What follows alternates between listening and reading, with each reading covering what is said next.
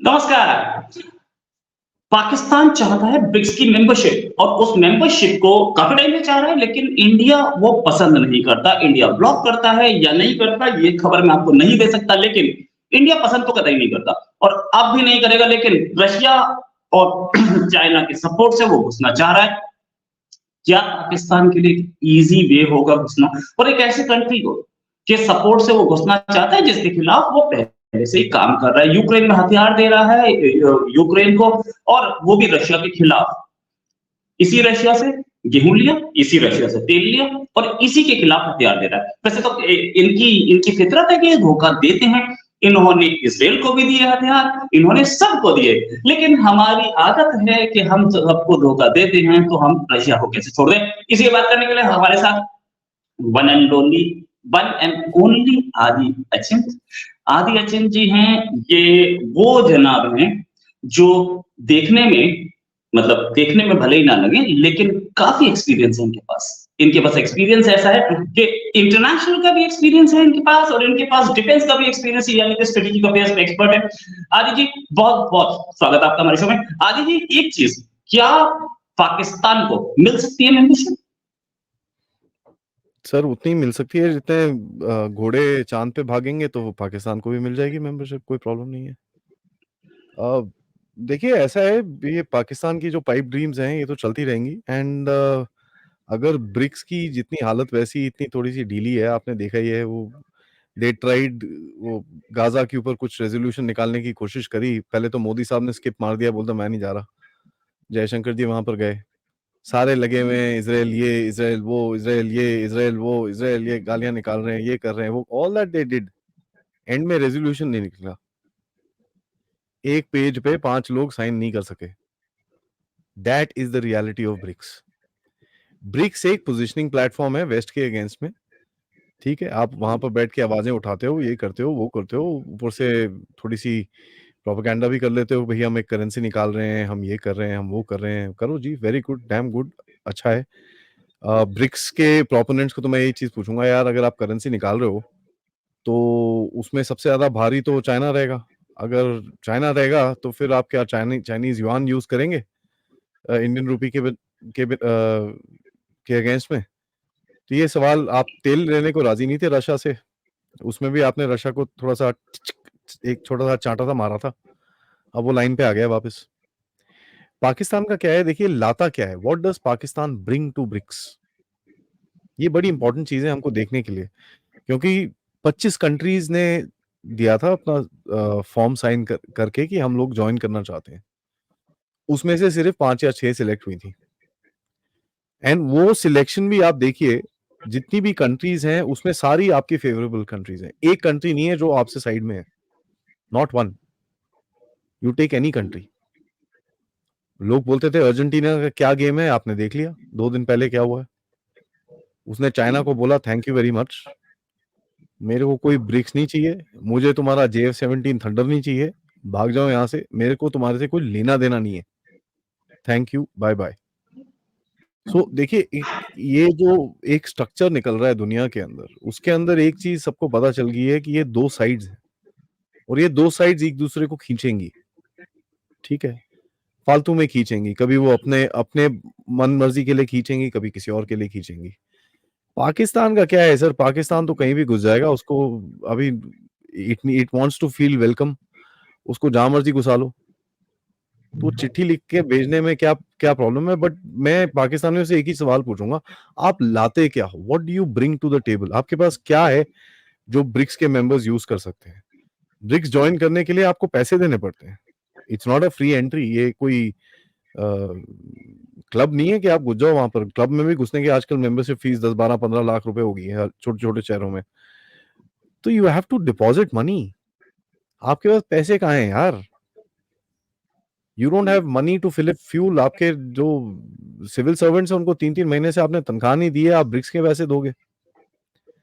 Secondly and last, I mean secondly मैं बोलना चाहूंगा, चलो मान लिया कहीं से रशिया चाइना का टूटना करके थोड़ा प्रेशर आपके ऊपर आ भी गया, रशिया करेगा नहीं वैसे, let me be very clear, क्योंकि रशिया को भी पता है अगर आपसे वो थोड़ा अलग जाएगा तो he is gonna face a challenge. क्योंकि सबसे बड़ी चीज हमको ये समझनी चाहिए, रशिया आपको यूज करता है चाइना को काउंटर बैलेंस करने के लिए, ठीक है। Russia does not like China. Russia ने चाइना को एक ही चीज बड़ी क्लियरली बोली है, तेरा एक सोल्जर अंदर आया ना, तेरी मैं 4 सिटीज उड़ा दूंगा, वेरी सिंपल। एंड रशिया ये नहीं बोलता मैं पहले गोली चलाऊंगा, रॉकेट चलाऊंगा, वो सिर्फ बोलता है भाई मैं न्यूक्लियर बॉम्ब फेंकूंगा तेरे ऊपर, do not come to my area.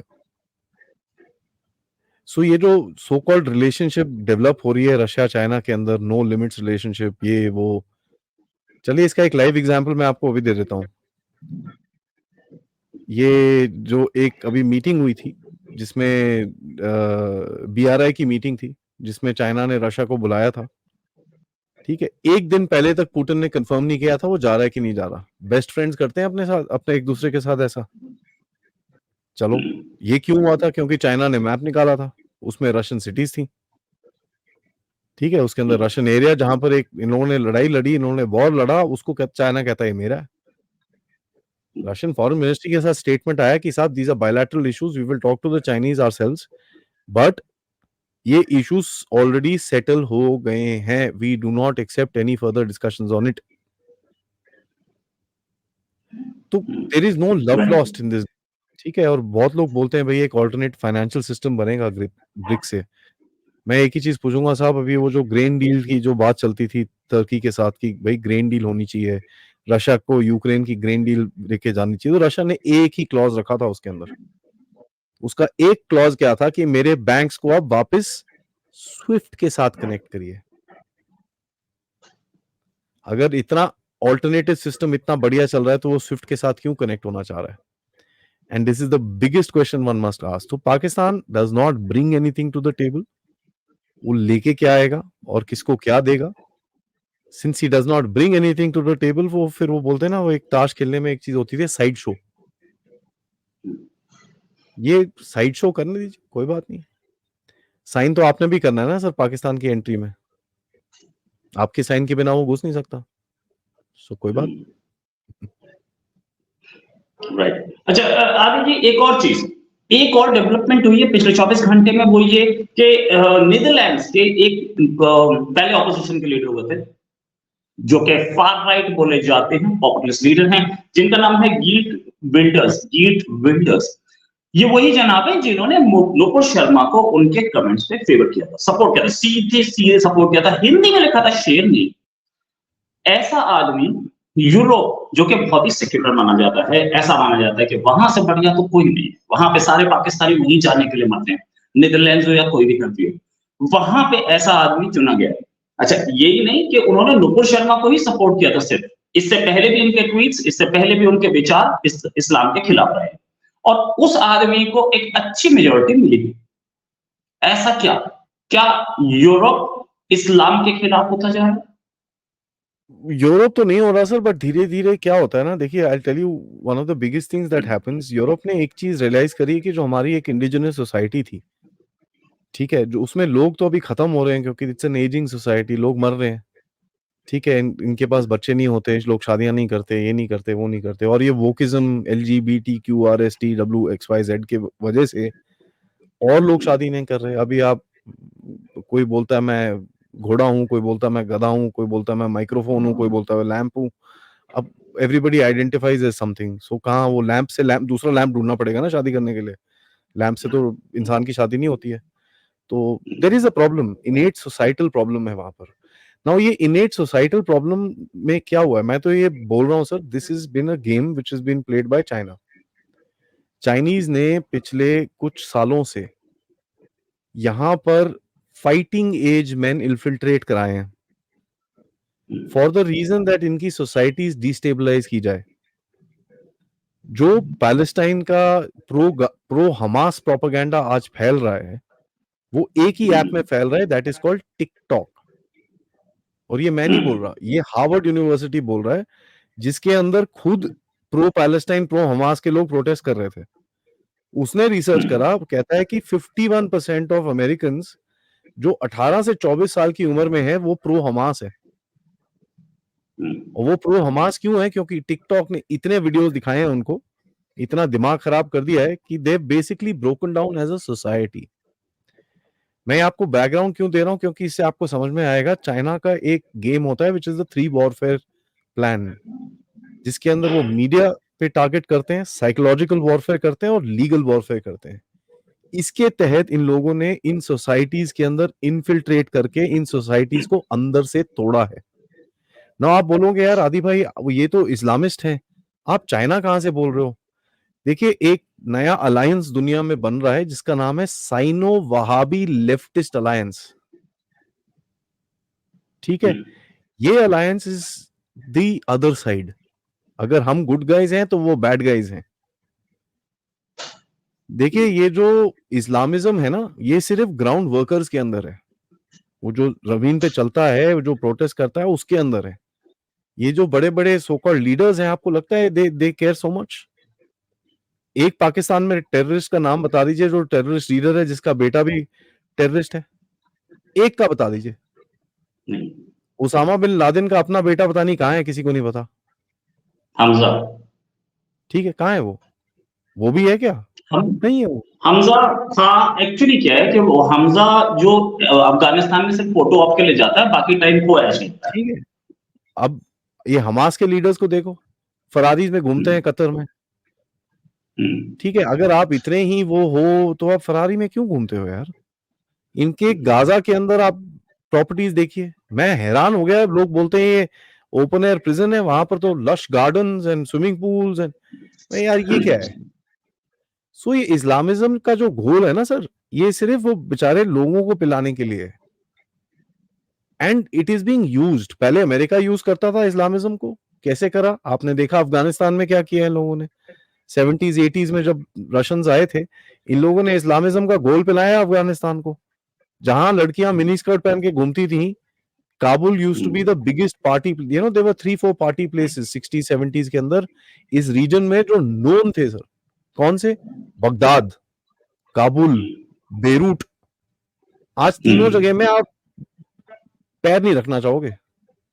लोग दुनिया भर से Tehran आते थे was पार्टी also करने one के of लिए। them. Tehran was also one of them. हाँ, दुनिया भर से लोग पार्टी करने आते थे वहां पर। आज वहां पर आप आई मीन क्या हालत बना रखी है वहां पर इन देशों की। सो दे हैव द इस्लामिज्म वैसे भी खराब है। मैं जो बोलता हूं ना सर, जो मेरा नैरेटिव है कि जो यूज है ना इस्लामिज्म का, देखिए जी, जो जहर होता है वो तो जहर है। अब जहर में आप उसको यूज करके किसी को चोरी छुपे खिलाओगे तो वो ज्यादा खराब है कि जहर ज्यादा खराब है? द यूज ऑफ इस्लामिज्म जो लेफ्टीज भी आज कर रहे हैं, आप देख रहे हैं क्या हो रहा है। पूरे यूरोप में प्रोटेस्ट चल रहे हैं, अपनी सोसाइटीज इनके अंदर से खत्म हो रही हैं। I mean, let me not even talk about the rapes and the crime rate and this and that. इतना इनके थेफ्ट्स हैं, इतनी प्रॉब्लम्स हैं, कहीं ना कहीं समथिंग हैज टू ब्रेक। कुछ तो टूटेगा ना सर। अर्जेंटीना में क्या हुआ?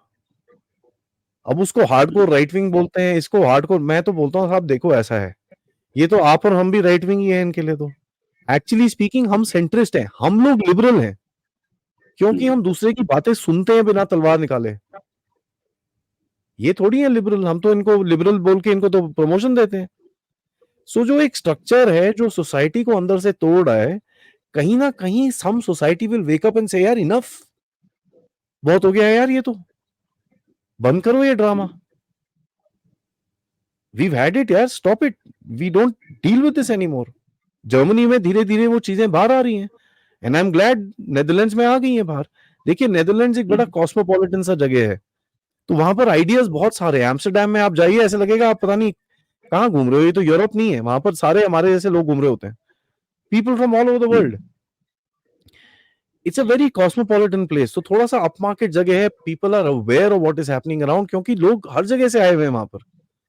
सो अपनी स्टोरीज बताते हैं लोगों को एंड पीपल आर लाइक यार ये क्या है, we don't buy this. So एक चमकता हुआ सितारा आया जिसने बोला भाई I don't like it either, let's change our society, and वो वोट इन हो गया। अब आप बोलेंगे ये नुपुर शर्मा के, देखिए he is going after the narrative. कोई भी उसके अगेंस्ट में खड़ा होगा, ही विल सपोर्ट। कल रोहित जी आप खड़े हो जाओ, वो सपोर्ट करेगा आके आपको। बिकॉज इन लोगों के दिमाग में पता है क्या है, they are saying we need to create a global alliance against this nonsense. और हम अकेले जंग नहीं लड़ सकते. We need to have people along with us who will fight. क्योंकि ये जो लेफ्टिस्ट हैं ये तो यूज करेंगे जी. They will use all these guys to their advantage. ISIS किसने बनाया था? अमेरिका ने. क्यों बनाया था? बशर अल असद को उड़ाने के लिए. अब उसको फील्ड में छोड़ा, उसका अपना दिमाग स्टार्ट हो गया, उसने अमेरिका को लात मारनी शुरू कर दी. सो ये जो यूरोप में हो रहा है sir, this is a planned game that Chinese and lefties and all these guys have played to destabilize the West. आप देख लीजिए अमेरिका में क्या हो रहा है. पॉपुलेशन है ऐसी, कोई ना कोई माइग्रेंट्स घुसे जा रहे हैं. एंड जब चीज टूटती है, फ्रांस में चीज टूटी ना, that was a big wake up call. Let me tell you, पूरा यूरोप ने देखा यार ये क्या हुआ. Right. What happened here. And मैं एक ही सवाल पूछूंगा आपसे. सब लोग बोलते हैं भाई ये तो इस्लामिस्ट है, ये चलिए मान लेता हूं मैं आपसे. फ्रांस में एक दिन प्रोटेस्ट था, एक दिन खत्म हो गया, अगले दिन फिनिश्ड. एक बंदा एक टूटा हुआ झंडा लेके बाहर नहीं निकला. क्यों? कहां गए सारे? ऐसा कौन सा स्विच है यार किसी के पास कि ऐसा टक करा हुआ ऑन हो गया, टक करा हुआ ऑफ हो गया? That means all this is used. ये सब यूज किया जाता है, लोगों को यूज किया जाता है, उकसाया जाता है. तो और करिए, मैं तो बोल रहा हूं. अभी आप देख लीजिए यूरोप में, नेदरलैंड में चेंज होगी, फिनलैंड में हार्ड राइट गवर्नमेंट है ऑलरेडी. ये ओलाफ शोल्ज जर्मनी में, इनके डेज नंबर्ड हैं, मैक्रोन के डेज नंबर्ड हैं. पोलैंड ऑलरेडी बोल रहा है भाई साहब यहाँ पर घुसना मत, मैं लाते मार मार के बाहर भगाऊंगा सबको. पोलैंड ने तो एक नहीं लिया. So what is happening? It is the advent of the hard right coming again. So ठीक है भाई, लेफ्टीज को अपनी कबर खुद खोदनी है तो खोदें. अब हम क्या कर सकते हैं उसके अंदर. डैम गुड गए, हमको सपोर्ट करना चाहिए, कोई टेंशन है नहीं उसके अंदर. देखिए, he knows the problem and he is targeting it, तो हमको सपोर्ट करना चाहिए. उसको पता है ना, उसका नेबर है ना बेल्जियम, जहां पर 30% ऑलरेडी हो गया है. एक जगह है मोलमबेक करके बेल्जियम में, वहां पर आप और हम घुस नहीं सकते sir. We can't walk on the street. सही बात. ये सिचुएशन इंडिया के वेस्ट बंगाल में भी कई जगह आ चुकी है. ये सिचुएशन और कई जगह भी आ रही है. दूसरे कंट्रीज जो अपने आप को सेक्युलर बताते थे, बर्मिंघम, उसकी क्या हालत है? मैं क्या बोलूं यहाँ पे. सिचुएशन क्या है? सिचुएशन बताऊंगा मैं आपको. मतलब ये यूएसए में भी, अमेरिका में भी और यूरोप में भी ये वोट बैंक पे किया गया है, और जो आपके यहाँ पर भी किया गया है. डेमोक्रेट्स और ये लेफ्टीज को क्या लगता है कि हम ये पॉपुलेशन को लेके आएंगे, एक तो हमको वोट देंगे ये, ठीक है, क्योंकि हम उनको $3,000 देते हैं महीने के. दूसरा क्या होगा, जो हमारी पॉपुलेशन मर रही है, बुढ़े हो रहे हैं सारे, उनको सोशल सिक्योरिटी चाहिए. ये लोग काम करेंगे तो सोशल सिक्योरिटी जनरेट होगी ना, कुछ तो करेंगे ही. बट इनको ये नहीं पता ये आपके ऊपर बोझ बन के बैठेंगे, ये कुछ काम वाम नहीं करेंगे. इनको नेशनैलिटी दे दी गई है. पासा पलट गया. आप बोलते हैं यार ये क्या हो गया, ये तो गड़बड़ होगी. हेनरी किसिंजर खुद बोलता है नहीं यार, ये माइग्रेशन की प्रॉब्लम हमने बहुत गलत करी है. साहब अभी तक सो रहे थे आप?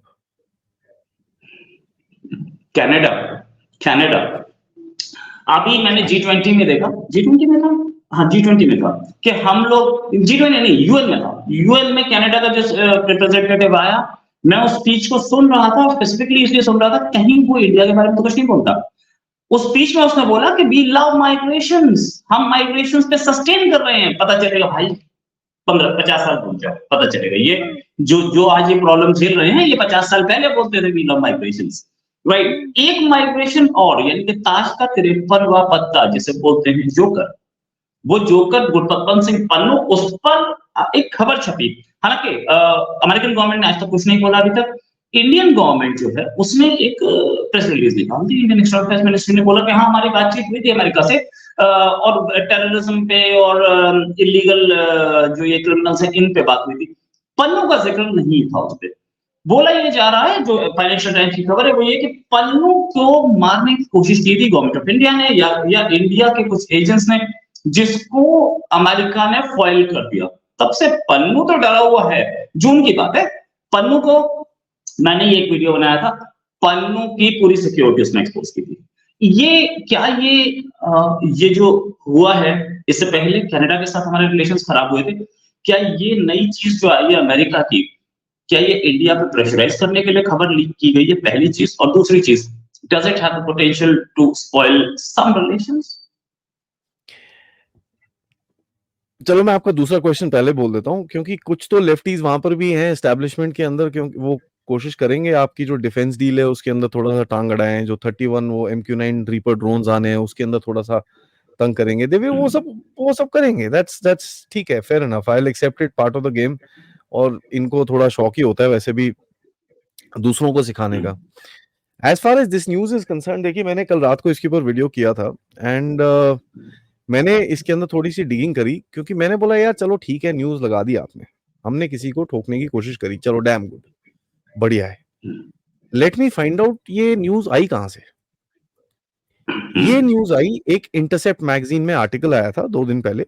मुर्तजा हुसैन करके एक बंदा है पाकिस्तानी ओरिजिन का, उसने एक आर्टिकल लिखा कि ये चीजें हो रही हैं, हमने इसको यहाँ पर ये करा, हमने उसको वो करा, इसको वो करा, इसको वो करा। लखबीर सिंह रोडे का बेटा है भगत सिंह, उसके बारे में बात हो रही है। उसने लिखा जी देखो हम तो हिट लिस्ट में ऑलरेडी हैं, ये हैं जी, वो हैं जी। उसके बाद ये पन्नू से स्टेटमेंट ले लिया जी, देखो ये हिंदू भारतीय आके हमको, मैं तो US सिटीजन हूं, मेरे को ठोकने की कोशिश कर रहे हैं, तो अमेरिकन की सॉवरेनिटी की बात है। मैं बोला यार ठीक है। अब ये इंटरसेप्ट की रिपोर्ट जो है ये किसके ऊपर बेस्ड है, मैंने वो भी देखा। कहता है भाई secret documents release from the Pakistani intelligence. अच्छा, मैं बोला यार Pakistan and intelligence can not be written in the same word, same sentence. पहले तो ये तो होता नहीं है, दिस डज नॉट वर्क। अगर वो होता तो आज पाकिस्तान इस गड्ढे में नहीं होता, ठीक है। So let's face that fact. दूसरी चीज, ये मुर्तजा हुसैन जो आदमी है, इसने तो 3-4 महीने पहले पाकिस्तान को खुद को एक्सपोज किया था। यार ये क्या है, ये बड़ा इतना प्रो पाकिस्तान क्यों बोल रहा है। इसने कहाँ एक्सपोज किया था, इसने एक्सपोज किया था इमरान खान के साइफर पे, और प्रो इमरान खान लिखा था इसने। तो अभी ये इतना प्रो इमरान खान है, तो इसको फिर एस्टेब्लिशमेंट क्यों देगा कुछ लीक्ड? डाउट हुआ। मैं बोला चलो थोड़ा सा और खोदते हैं क्या है। इसके अंदर 2 इंसिडेंट लिखे हुए थे। एक मोहम्मद अली करके एक बंदा है, जो एक फॉर्मर रेंजर था, रेंजर कमांडो था, जिसको इन्होंने पकड़ा था कोई 6-8 महीने पहले। उसने बोल दिया था कि नहीं जी मैं तो रॉ के लिए काम कर रहा हूँ और मेरे को तो रॉ वाले पैसे देते हैं, ये कर रहे हैं वो कर रहे हैं। इन्होंने एक सुलेमान अली करके एक और बंदे को पकड़ा था, जिसने बोला था कि एक आर्शिया खान करके है कोई जर्मनी में, ठीक है, उससे मेरे को इंस्ट्रक्शंस आते हैं और वो रॉ वाली है, ठीक है। ये 2 बंदे इन लोगों ने पकड़े थे, सो कॉल्ड जो भारत का एक नेक्सस चला रहे, असैसिनेशन नेक्सस में से। मैं अच्छा ठीक है, ये खबर तो मैंने कहीं और पढ़ी है, आई have read this somewhere else. अब पढ़ने की आदत है ना कुछ चलता रहता है आंखों के सामने, कुछ भी आता है मैं क्लिक करके खोल के पढ़ना शुरू हो जाता हूँ। फिर मैं यार कुछ तो गड़बड़ है यार, there something wrong here, I have read this before. मैं पाकिस्तानी मीडिया पे गया, मैं थोड़ी सर्चिंग करनी शुरू करी, 15 मिनट में एक आर्टिकल निकला। एक द न्यूज इंटरनेशनल करके एक वेबसाइट है, जिसने 24 जून को एक आर्टिकल प्रिंट किया था, जिसमें ये चीज लिखी हुई थी। ऑब्सक्योर ना, आप तो पाकिस्तान देखते हो, you interact with them also, ना मैंने उसका नाम ही नहीं सुना कभी। ऑब्सक्योर सी वेबसाइट है, गंदी सी, खुलती नहीं ढंग से। उसके अंदर एक ये लिखा हुआ था। अच्छा यार ये इंटरेस्टिंग है। तो वो वेबसाइट, वो जो आर्टिकल लिखा था वो 24 जून को लिखा था। इंटरसेप्ट का आर्टिकल लिखा गया 20 नवंबर को, और 22 नवंबर को ये चीज फाइनेंशियल टाइम्स में आती है। सो एक सीरीज कनेक्ट है। एक ही बड़ा क्वेश्चन है कि भाई जून से नवंबर तक थोड़ा सा सो गए थे, टाइमिंग बहुत क्रिटिकल है। Why is it right now? देखिए Pannun is a CIA asset, let's understand that right at the beginning, ठीक है। इसने करा थ्रेट आपको, ठीक है, आपने बोला भाई साहब ये ठीक नहीं है, आपने एक डिप्लोमेटिक नोटिफिकेशन दिया कि साहब ये दिस इज नॉट ओके, आपका एक सिटीजन हमारे को थ्रेट कर रहा है टेररिज्म पे। और मैं तो बड़ा क्लियरली बोलता हूँ, ये खालिस्तानी सिख, हम तो उनको we upgrade them when we say that he is not a Sikh, he is a Sikh guy. There is a difference, SIKH and SIC, ठीक है जी।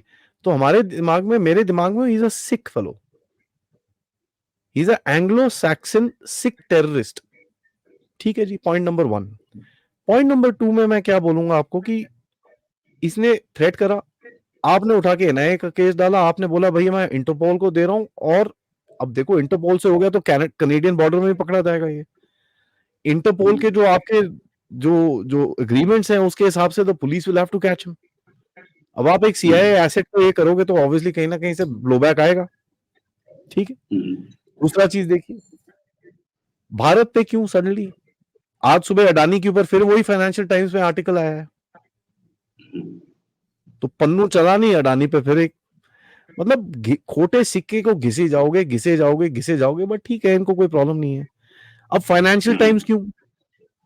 Financial times 3 newspapers 3 media outlets में से है जो बाइल्डरबर्ग मीटिंग्स में गए थे, जो डीप स्टेट की मीटिंग्स होती हैं, ठीक है, 3 है, और ये 3 आप खोल के देख लीजिए, वहां इंडिया टाइप करे कितने आपको प्यारे प्यारे हार दिखेंगे वहां पर, वो आप अपने आप ही पढ़ लेना, मैं बोलना नहीं चाहूंगा, ठीक है, क्योंकि आपकी ऑडियंस थोड़ी गुस्सा हो जाएगी। You will be able to see क्या क्या लिखा है वहां पर, ठीक है। फाइनेंशियल टाइम्स बीबीसी का बहुत बड़ा सपोर्टर था जब मोदी साहब के ऊपर बुच्चर बुच्चर बोल रहे थे ये लोग, ठीक है। फिर मैंने बोला आपको टाइमिंग, टाइमिंग क्यों है? यूएस इंडिया का 2+2 हुआ, आपने उठा के ग्लोबल साउथ का समिट करा, उसके बाद आप G20 में भी खड़े हो, तो टॉप डॉग कौन? ठीक है। अब यूएस की इंटरनल पॉलिटिक्स देखते हैं, देखिए इलेक्शन है, हर जगह इलेक्शन है, और ऐसा इलेक्शन दोबारा 2047 में होगा जहां आधी कंट्री, 50 देशों में इलेक्शन है इस साल में, अगले साल में 50 कंट्रीज, ठीक है। बाइडेन ने G20 में अपना पूरा वेट आपके पीछे डाला है, द इंटायर वेट। वो एक दिन पहले बैठा था, कभी सुना यूएस प्रेसिडेंट को समिट से एक दिन पहले आगे किसी कंट्री में बैठा हो? He was sitting there, he put his weight behind you. Now when he put his weight behind you, ये अभी की बात नहीं है, ये पुरानी बात भी है, क्योंकि जो बाइडेन साहब 2001 में इन्होंने जॉर्ज बुश को चिट्ठी लिखी थी कि भाई आप ये सैंक्शंस हटाओ यार, ये न्यूक्लियर जो टेस्ट वेस्ट कर रहे हैं भारत ने, इसके बारे में से सैंक्शंस हटाओ। उसके बाद 2005 में फिर से जो यूएस इंडिया का न्यूक्लियर एग्रीमेंट था उसको इसने बहुत पुश करा था, तो he has been pro India for a long time. US में 2 सेक्शंस हैं इनकी सोसाइटी के, इनका जो डीप स्टेट है उसके अंदर एक नया सेक्शन है डीप स्टेट का, जो है डिफेंस, एमआईसी जिसको बोलते हैं, मिलिट्री इंडस्ट्रियल कॉम्प्लेक्स। उनको चाहिए पैसा, they are not bothered about freedom of speech, पूछ कोई फर्क नहीं पड़ता उनको, जिसको डंडा मारना मार लो यार, हमसे आप, we will sell you the stick, go hit it, doesn't matter. State department वाले हैं जो नहीं नहीं नहीं, human rights, freedom of speech, freedom of religion, नहीं नहीं, आप ना मीडिया इंडेक्स आपका खराब है, आप भूखे नंगे हो, तो वो स्टेट डिपार्टमेंट से आता है सारा कुछ। यूएसए में जो आज चीज चल रही है is a war between these 2 sections. आप फंसे हो बीच में because you are one of the most important countries for them in the world today. एक बोलता है कि साहब भारत के साथ कोऑपरेशन करो and that's how you can work with Bharat, दूसरा बोलता है ना भारत को डंडा मारो, that's how we can put pressure on Bharat and keep them under. अभी तक defence department has been winning.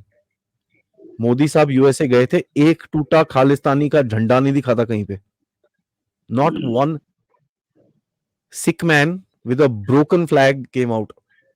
बता दो, 4 बंदे थे वो खालिस्तान के प्रोटेस्ट के अंदर, total there were total of 4 people in न्यूयॉर्क, 4, रियली फैंटास्टिक। इतने तो मैं इकट्ठे कर दूं यार 10 मिनट में। सही बात है, इससे ज्यादा कर देंगे। एक्चुअली अमेरिका कभी भी फ्रीडम ऑफ स्पीच का हामी रहा हो तो मुझे तो नहीं समझ में आया। सच बात तो ये, मैंने अभी I have seen that time जब वहां हुआ था, इराक पर कब्जा किया था, सद्दाम हुसैन को हटाया था, तो क्या स्टेट डिपार्टमेंट और एक्सटर्नल अफेयर्स, इनका स्टेट डिपार्टमेंट और डिफेंस डिपार्टमेंट लड़ नहीं रहे थे? अहमद चलाबी को कौन लेके आया था? ये आपस में दोनों लड़ रहे थे। और क्या सोमालिया में हैलिबर्टन काम नहीं कर रही थी, और हैलिबर्टन के फॉर्मर चीफ क्या डिक चेनी नहीं थे? ये सारी कहानियां कौन बताएगा? लेकिन मीडिया या ठीक है ना। सो ये थोड़ा सा टग ऑफ वॉर चल रही है, उसमें बीच में आप फंसे हुए हो, और कुछ नहीं है। And let me just say this, अगर यूएसए की पॉलिटिक्स हमारे को इफेक्ट करेगी, हमारी स्टेबिलिटी को इफेक्ट करेगी, हमारी भी पॉलिटिक्स उतना ही इफेक्ट करेगी वहां पर। अगर कोई बोलता है कि ये जो मोदी वर्सेस द रेस्ट की जो जंग है आज, जो एक वॉर है, वो यूएसए में नहीं इफेक्ट हो रही, तो मैं जरा उनको बोलूंगा थोड़ा सा कहीं जाके ना किसी वो प्लग पॉइंट में छोटी सी उंगली डाल दें ताकि थोड़ा सा शॉक ट्रीटमेंट मिल जाए उनको। ठीक है, we see what happens in the US as well, हमारे हमारे ऊपर। सो ऑलवेज रिमेंबर कि आपका जो एक, आप जिस जगह पे खड़े हो ना sir, they want to control you. अब वो किस तरह कंट्रोल करेंगे, आपको प्रेशर डाल के करेंगे, आपसे काम करके करेंगे, दोनों तरह से ट्राई करते रहते हैं। But the problem and bottom line जो मैं बोलूंगा, ये जो घिसा पिटा लेफ्ट का अटैक आता है ना आपके ऊपर, पार्डन मी, बट ये इतने बड़े गधे हैं, इनको वही चीजें मिलती हैं बोलने के लिए, पन्नू, अडानी। ओ भाई यार, मतलब मैं इसके बारे में, इसको, इस नैरेटिव को बस्ट करने के बारे में रिसर्च करने में मेरे को कल रिसर्च ही नहीं करना पड़ा। मैं आपको बताया ना, मैंने आपको पूरी स्टोरी बताई। It was so easy for me. मैंने वो देखा, अच्छा कीवर्ड डाल के सर्च करा, इंटरसेप्ट का आर्टिकल नहीं, मैं अच्छा इंटरसेप्ट, ठीक है, किसने लिखा है, मुर्तजा, मैं I didn't even have to make an effort, and पूरा स्टोरी मैंने बाहर निकाल दिया कि यार ये है, ये यहां से उठाया इन लोगों ने। आप उन तीनों आर्टिकल्स की लैंग्वेज देखिए, एकदम सेम। राइट। और अगर इतना ही बड़ा कुछ हुआ है तो भाई स्टेट डिपार्टमेंट से कोई अभी तक कुछ बोला क्यों नहीं? राइट। बोलो ना, बोलो। हमारे से पूछा, हमने हमने क्या बोला है? हमारी मिनिस्ट्री ऑफ एक्सटर्नल अफेयर्स ने बोला है, कॉन्वर्सेशन हुई थी, terrorism, criminal gangs and weapons and drugs के बारे में दोनों कंट्रीज के बारे में कुछ इनपुट्स हैं जिसमें दोनों कंट्रीज काम कर रही हैं। बड़ा क्लियरली पढ़ी है, एमईए अरिंद बख्शी की बड़ी क्लियर लैंग्वेज में लिखा है, both countries are working on it. उसमें भारत का क्या एंगल है मेरे को समझ नहीं आया अभी। पन्नू को यार कौन गोली वेस्ट करेगा यार? आई मीन लोग उसको सरदार बोलते हैं, मैं उसको एक ही चीज पूछूंगा, भाई तू सरदार बोलता है ना अपने आप को, पहले तो दाढ़ी क्यों काटी? और पग क्यों काटे? तेरी पगड़ी कहाँ है? तेरा कड़ा कहाँ है? मेरे को कंग दिखा, कच्छा दिखा, कृपाण दिखा, किधर है? तेरे को गुरबानी आती है? उससे ज्यादा गुरबानी तो मेरे को आती है भाई। सही ठीक है, बात। एंड झुड्डू नंबर 1, तुम धमकियां दे रहे हो। अच्छा ठीक है जी, आपने धमकी दी थी भाई मैं तुम्हारी एयरलाइन उड़ा दूंगा 19 नवंबर, आज क्या है जी 23 नवंबर हो गई है, कहाँ कुछ एयरलाइन को एक टायर नहीं फटा अभी तक, मैं तुम्हारा एयरपोर्ट तोड़ दूंगा। एयरपोर्ट में एक चिड़िया तक नहीं हिली, ये तो मैच को क्रिकेट उड़ाने वाला स्टेडियम, था। मैं क्रिकेट तो बोल रहा स्टेडियम। हूँ, I mean, क्या बोलो इसके आगे आप? व्हाट डू यू से और टू दस सच अ हजार कैरेक्टर? डॉलर उस फिलिस्तीनी, उस आदमी को, ऑस्ट्रेलियन को $10,000 दे रहे हैं जो कि फिलिस्तीन की टी शर्ट पहन के भागा था अंदर। सर मैं आपसे पूछूंगा, ये अनाउंसमेंट है, अगर जिस जिस दिन वो बच्चे को बेचारे को $10,000 मिल जाए ना, मैं खुद आके आपके चैनल में, अपने चैनल में खुद में बोलूंगा मैं गलत था, निकाल लो गाली जितनी मर्जी निकालनी है, I was wrong, I will say it openly. वो बेचारा बच्चा इज अ पेड गाय, उसको पता भी नहीं था वो क्या कर रहा था वहां पर। जब उससे पुलिस वालों ने पूछा what were you doing, I was protesting against what this Philippines, कहता है द फिलिस्तीन वॉर स्टफ। ये उसके अपने राइट। वर्ड्स हैं, वॉर स्टफ। या it shows the passion of the guy, है ना, बड़ा पैशनेट आदमी था वो। पैसे दिए हैं उसको, वो उड़ता हुआ यहाँ पर आया है, 6 डंडे खाएगा, डिपोर्ट हो जाएगा ना। उसको कभी मैप दिखा दो ना, उसको बोलो पैलेस्टीन है कहां पर, इजराइल है कहां पर मैप में, वो नहीं पता होगा उसको। नारे लगा लेते हैं ड्रॉप रिवर टू द सी, और भाई रिवर कौन सी है, सी कौन सी है, जरा बताना मेरे को। Half the chaps don't know. तो ये लेफ्टीज का ना सर कोई हिसाब नहीं है इनकी। दे आर अब हमारे भी तो है ना यहाँ पर लेफ्टीज, कितने आप लोग उनको निकालते रहते हो, कभी कोई कोई ठोकता है, कभी कोई ठोकता है, कभी कोई। आई मीन इनको तो कोई इन्फ्लुएंसर्स की भी मानने की जरूरत नहीं होती, इनको तो कोई सिटीजन ही ठोक देते हैं। जिनके 5-6 फॉलोअर होते हैं उनके आप कमेंट्स पढ़ो सर, ये जो लिखते हैं ना वहां पर ट्वीट, जो छोटे-छोटे अकाउंट्स हैं, 5-6 फॉलोअर के अकाउंट्स हैं, उनके आप कमेंट्स पढ़ो, मैं तो बड़ा मजा आता है पढ़ के। वही पैंट उतार देते हैं, उनकी बाकी तो छोड़ ही दो सर, न्यूज़ मीडिया, ये वो पहुंचे हुए बड़े यूट्यूबर, कौन उनको कुछ, देयर इज नो पॉइंट।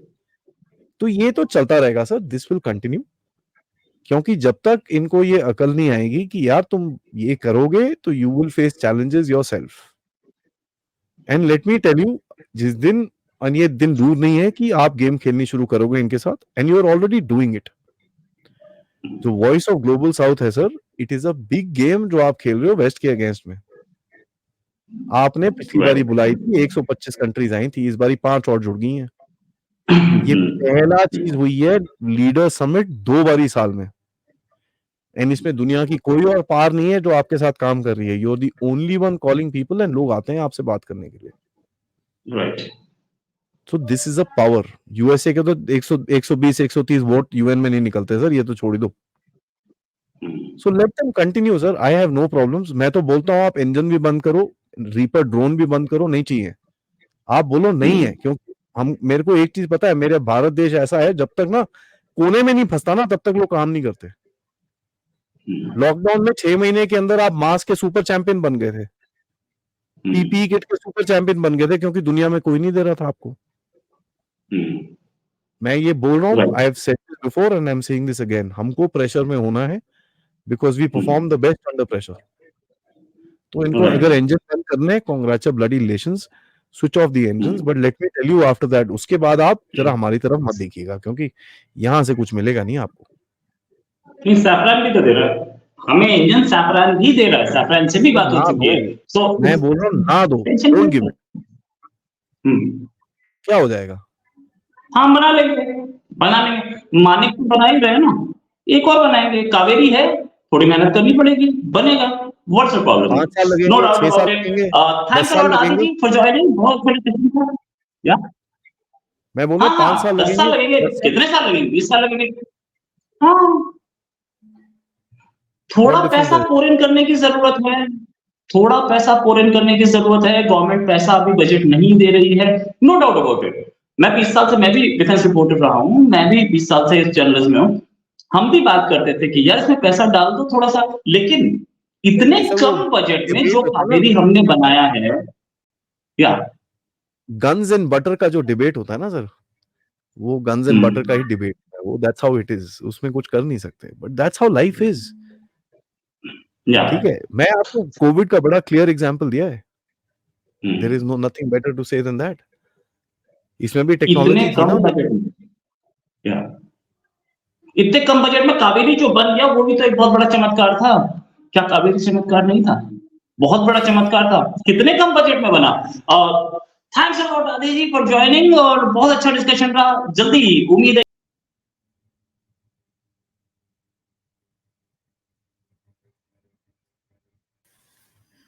नमस्कार, धन्यवाद, जय हिंद।